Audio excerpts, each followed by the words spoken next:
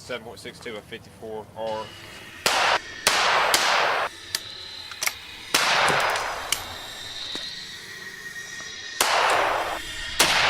Let's not be underestimating my skill levels.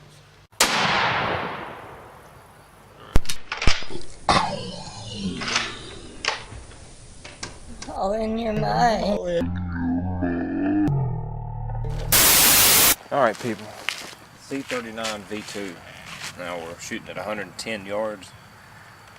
That's the milled AK, US made, in case some of you don't know. So anyway, it's pretty reliable, I've seen so far. I've had 120 rounds put through it. That ain't a whole lot, but I'm going to show you something here in just 1 second after I get done shooting.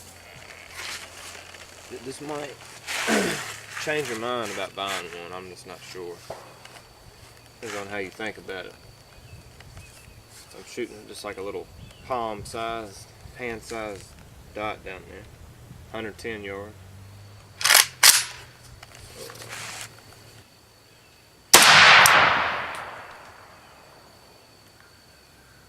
Alright.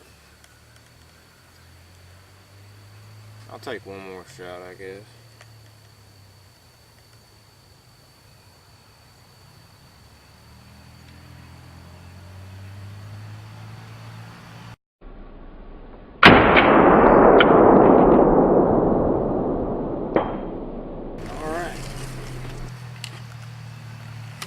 But I want to show you something here in a minute.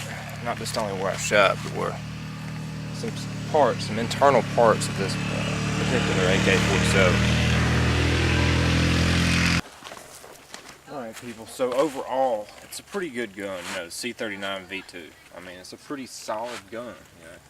The receiver and everything, top cover. The barrel is actually thicker than most AK-47 barrels. It's a Green Mountain barrel, if any of y'all know anything about that. You know, it comes with the flash hydrant. And so, you know, outside the finish, I have nothing to complain about. You know, it's a pretty good finish. I do like it, but I will have to tell you one thing. And that's what I'm getting ready to get to right now. We're going to dig down into the internals. We're going to look at the bolt carrier, take a look at that, talk about that. And we're also going to look at the bolt itself. And alright people, so here it is, C39 V2. Now like this part here, you know, the receiver, trunnion, barrel, even that part, you know, the gas tube. All that's great. I mean, this thing is solid, man. Even this latch down here, the magazine latch. The only thing I have to, I mean, you know, the top cover's good too. There it is. Recoil springs, like a Wolf recoil spring. It's really nice and stiff. You know what I'm saying? But now, that's normal wear right there. I'm not talking about the shiny parts. Now, what I'm mainly talking about on this video here is the bolt. The bolt, and a little bit about the bolt carrier. Okay, there's the bolt carrier. Now, I had an X. Not me, but the company. It's kind of hard to tell. I'd have to clean it. It's a little bit dirty right now. But there's a little X in it, so they said they'd done a little extra heat treatment type stuff with the bolt carrier. Okay, now that's normal wear. I've shot this thing 125 times, actually, to be exact, because I've been shooting a little bit this evening. Now that little ping there, that's that's just normal. It just stopped. It plateaued. What I am talking about here is the locking lugs on the bolt. Now, that's normal, just chatter marks there. But as you can tell, there are some. Let me get that damn camera right, man. Gotta give it a back, yeah. Just throw your hand in front of it. It's where it locks up and comes back. Right there. See that chunk out? See where it's wearing the hell out of that right there? I know you can see that. I mean, it hasn't really took a big chunk out, but it's wearing on it pretty hard. Flip it around to where it locks on this side. You can see that chunk right there? That actually is some took out. Just a minute proportion. Okay, can see it right there. Flip it right there. You can kind of see it's wore down on that edge there. So I just want to show you that. It's kind of like premature wear. I don't believe the metallurgy is quite right on the, and this is cast metal too. I mean, this is a cast metal bolt carrier and a cast metal bolt. Okay. Now this is milled here. All this receiver and trunnion and all this mess. Alright.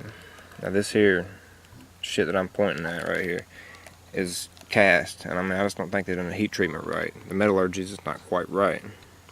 I think they got it right with the bolt carrier, but with the bolt there's still some minor issues. And I've only shot this thing like 125 times. I mean, it's got some little burrs sort of all over it, but I was just showing you the main parts. You know, and you can clearly see it when you look at it like that. If I get my, you know, flip it around there. Anyway, just a little show you how this thing is going, and then where it's locking up in there in the trunnion, there ain't no problem in there. Okay, I ain't had no chipping. There ain't no chipping or anything crazy going on. Just normal looking stuff. So this part's fine here. You know, I'm more concerned about this, to be honest with you. I really am. So just figured I'd throw this up. Pretty much a review. It's pretty. This gun right here is pretty accurate, I'll tell you. It's got a pretty nice trigger, though, I would say. And the sights are a little blocky compared to most European AKs, and that's just it. The Americans don't quite have the recipe down for the AK-47s. All right, now the Europeans, they got the recipe down for it. That's who come up with it. You know what I'm saying? So anyway, I hope some of you found this informational, and I will definitely see you on the next one. I don't know if you can see it or not. See it gray? It's like gray speckles on my thumb. That is the type of powdery metal flakes that are coming off of the areas that I was pointing at. You can kind of see a little bit there. Little gray specks. Okay, that's the type of wear that's going on right there at those locking lugs. You know, on the back stroke. So it's like the timing's off. I'm not sure. It's something to really think about.